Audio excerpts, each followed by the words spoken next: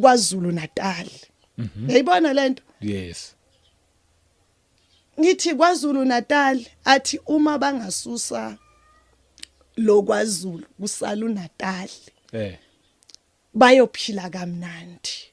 Hayibo. Asho njalo avela angihlwithe angangikhiphe emzimbeni angihlwithe sihambe so angazi ukuthi umzimba wami wasala empedeni because sometimes angikhipha emzimbeni ngubona umzimba wami kodwa lapho ke akangithathanga akakhipha ngomoya wami ngizibone nje ngihamba ne okay sahamba siyaphi manje KwaZulu Natal uma fika singaphezulu KwaZulu Natal angisamboni ke lapho kodwa ngiyasiza isisindo sakhe angibeke ngibheke phansi KwaZulu Natal. Yes. Ngiyibona idisaster eyenzeka KwaZulu Natal.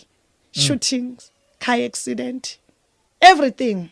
Athi uyayibona lento le ngithi mina athi lento le yenziwa ilento abazibiza ngayo ukuthi KwaZulu Natal. Athi usathane ubenza bacabanga ukuthi bangamaZulu. Ngithi mina angiyizwa mina lento oyikhulumayo. Ethi mamela engishayela manje efuna ukungivula isifuba so that I will understand everything. Ethi lo KwaZulu lo yisilo.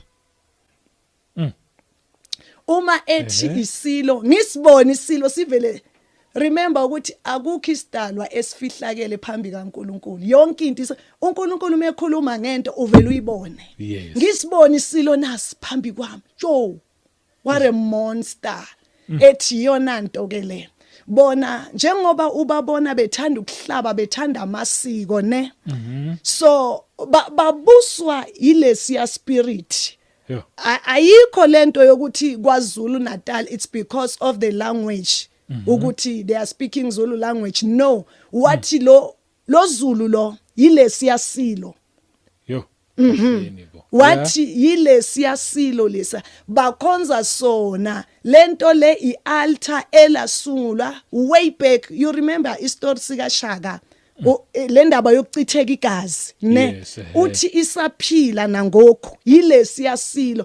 Wathi there's a high demand of soul lapha